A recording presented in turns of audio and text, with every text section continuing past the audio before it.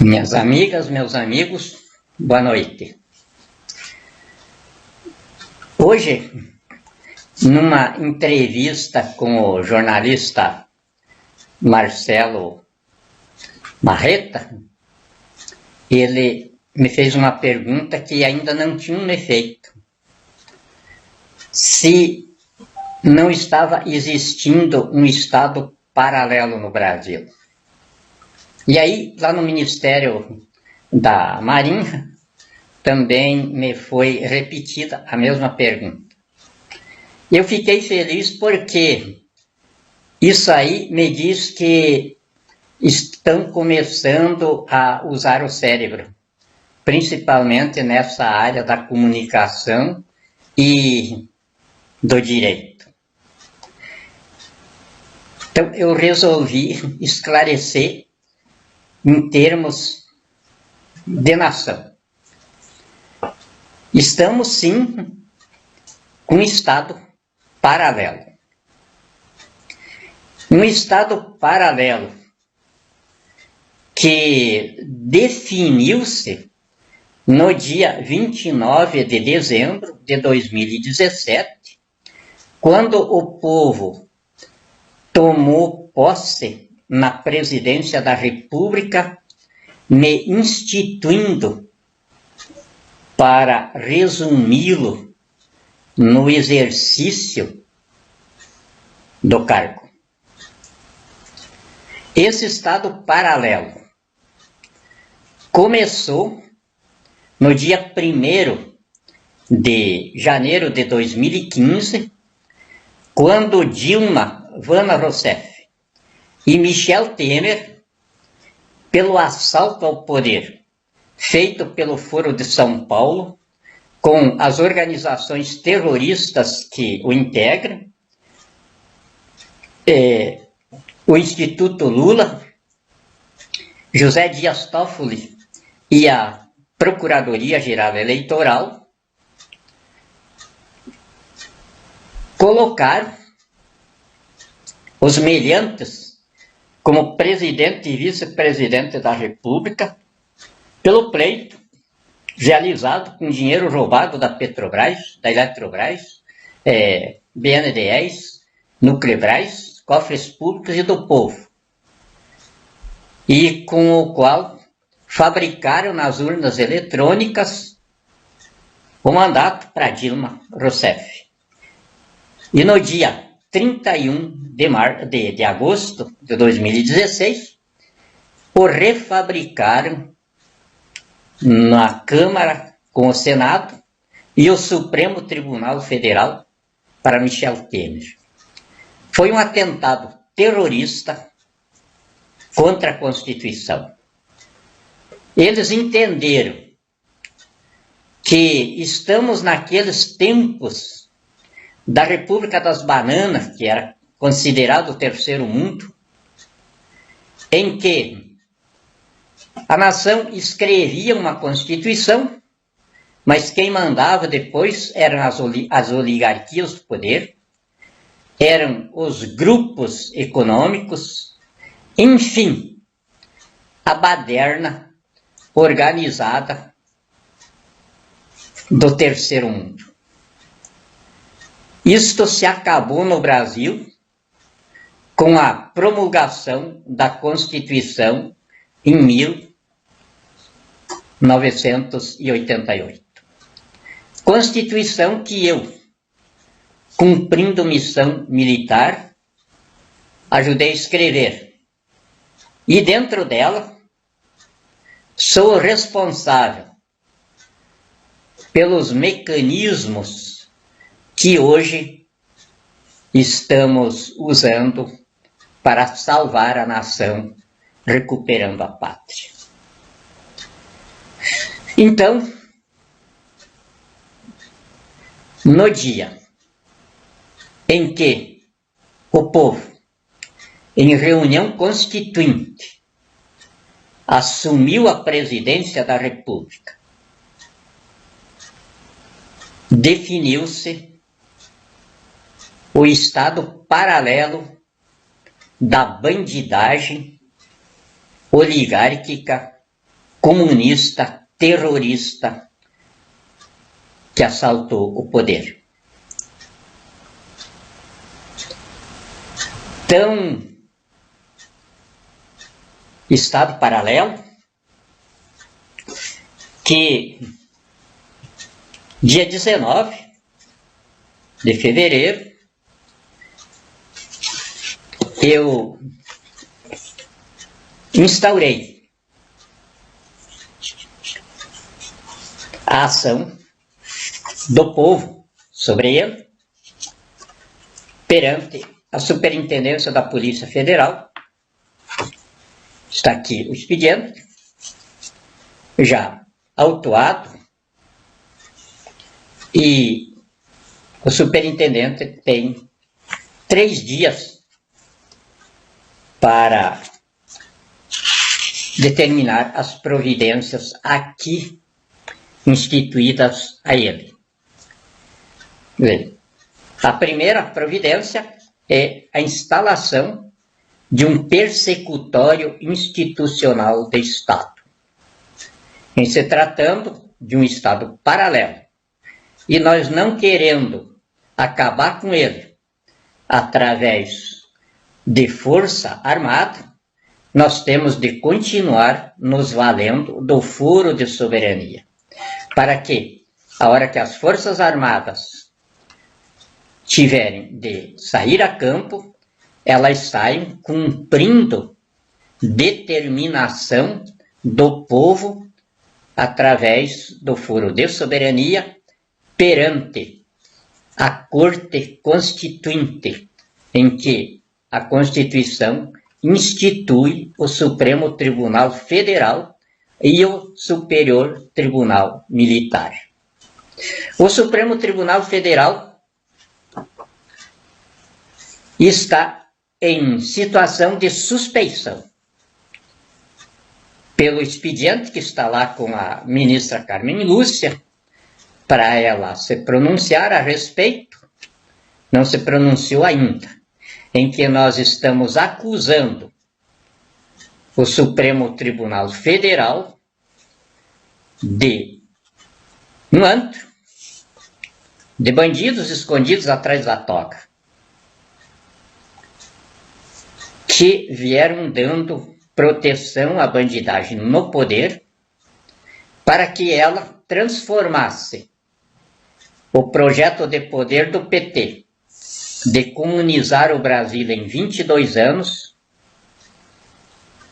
na tirania oligárquica, comunista, terrorista, fundamentalista, corporativa de bandidos. Esse é o regime que substitui o Estado democrático de direito.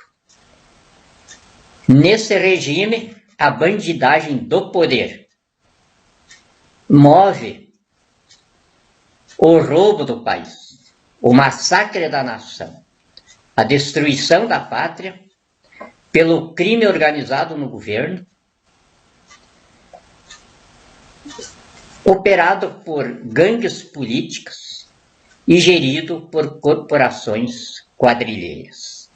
Entre essas corporações quadrilheiras, inclui-se os ministros do Supremo Tribunal Federal. Por quê? Porque no momento em que eles receberam Luiz Edson Fachin, nomeado por Dilma Havana Rousseff, bandida terrorista, assaltante do poder através do Foro de São Paulo, eles já decaíram da condição de Corte Suprema, ou Corte Constituinte. E não pararam aí. Receberam depois Alexandre Moraes, inclusive ex-advogado do PCC. PCC, que foi criado em São Paulo, quando o bandido Michel Temer era secretário de Segurança Pública lá. Agora vocês imaginam esse homem levando o exército para o Rio de Janeiro para combater o PCC. Hoje de manhã, o exército brasileiro perdeu, nesse confronto lá, um sargento. Esses bandidos vão responder por essa vida. E vão responder pesado. Porque o oficial que está comandando lá, inclusive aqui, está o pedido de prisão dele. E eu já oficiei os fuzileiros navais do Rio de Janeiro, que estão sob a minha requisição e o meu comando direto, para assim que sair o pronunciamento aqui da Polícia Federal, os fuzileiros já comecem a prisão desses bandidos lá. Porque a bandidagem comum resta na mesma situação do país, em massacre. E, nessa condição, cobertos pela legítima defesa. A legítima defesa pessoal deles. E o que é mais fenomenal, e você tem de admitir porque é constitucional, é jurídico, os bandidos comuns do Rio de Janeiro se erigiram pelo ataque da bandidagem ideológica do poder em equipamento de autodefesa da Constituição e de legítima defesa social, econômica, política, cultural e histórica da nação. A bandidagem comum, tanto aqueles que estão fora sendo atacados lá, quanto os outros que começaram a ser atacados nos depósitos prisionais. Eu, como magistrado de Estado, tenho de proferir a Constituição em cima do fato político, em cima da incongruência no processo histórico. E o pronunciamento da Constituição nisso é reconhecer que os bandidos comuns estão protegidos pela legítima defesa. E além disso, repito, instituídos na Constituição como equipamento de autodefesa dela. Então, esse é o Estado paralelo de bandidos que está instalado no Brasil. Esse Estado paralelo de bandidos, a partir desta providência que eu, como interventor constituinte interino da República, encarnando o povo no exercício direto do poder, providenciei junto à instituição que a Constituição identifica para esse problema. Requisitei para se compor com a Polícia Federal na prisão desses bandidos.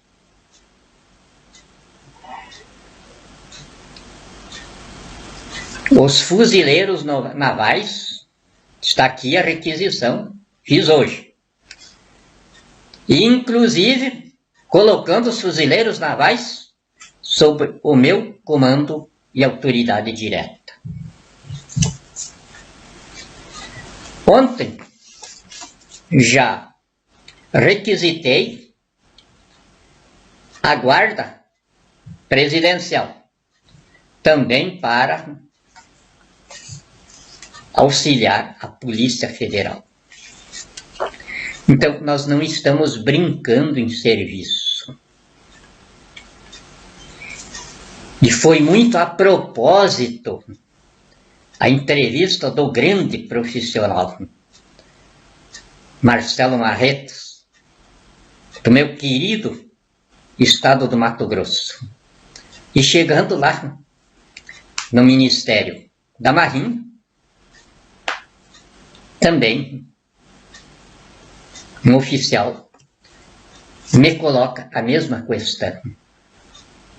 E estou esclarecendo então agora a nação. Estamos com esse estado paralelo de bandidos, terroristas, agora em confronto com a bandidagem de campo no Rio de Janeiro, onde já mataram líderes do PCC, que se criou quando o bandido Michel Temer era secretário de Segurança Pública. E quando o seu ministro do Supremo Tribunal Federal era advogado deles. Então, diante disso, o Supremo Tribunal Federal decaiu da condição de Corte Constituinte como oráculo da Constituição para o povo.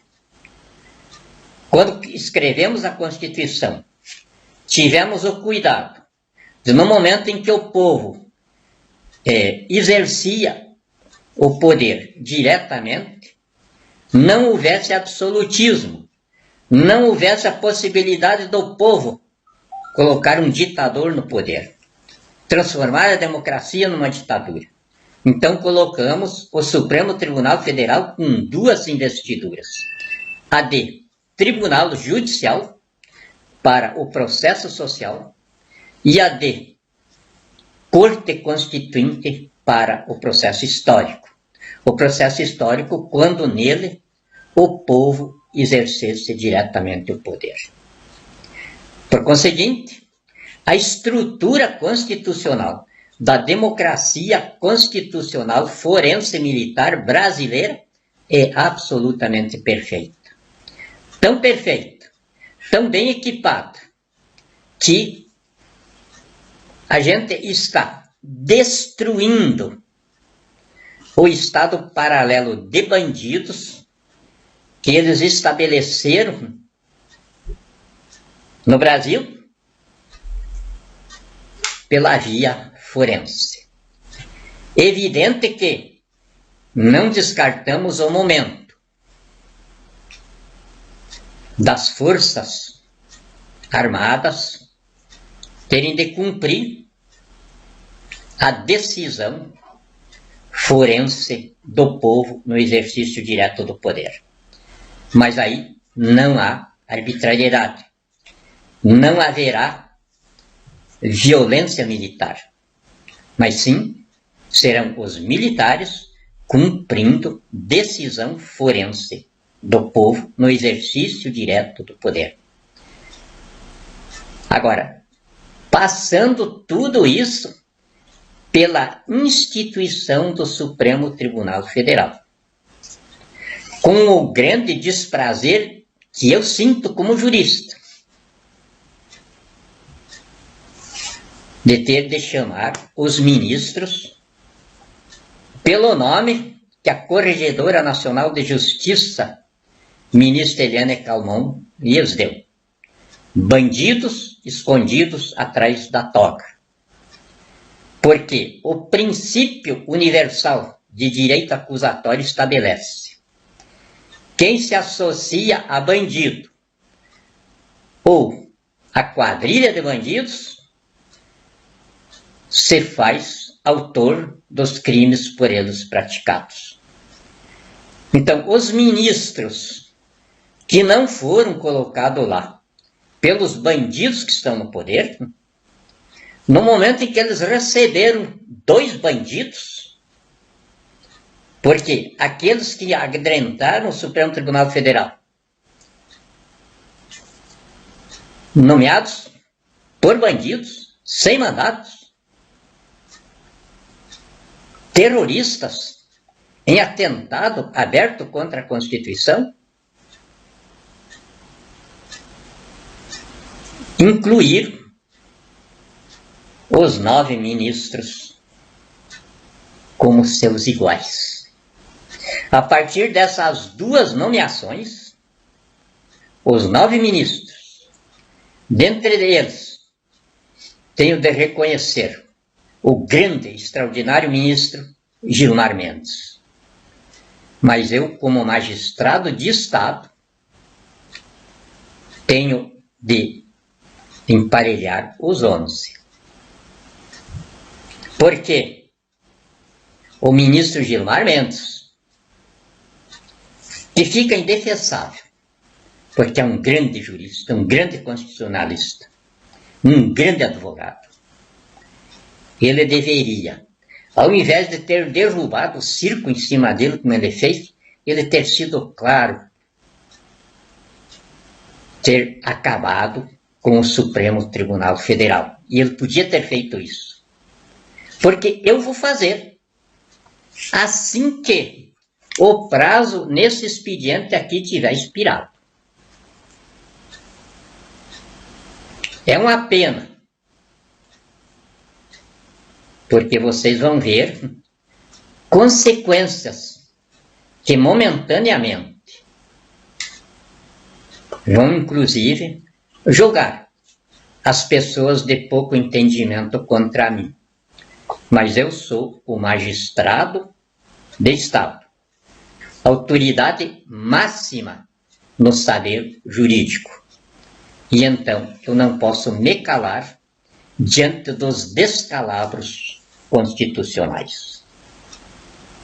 Muito obrigado e Deus vos dê bom sono.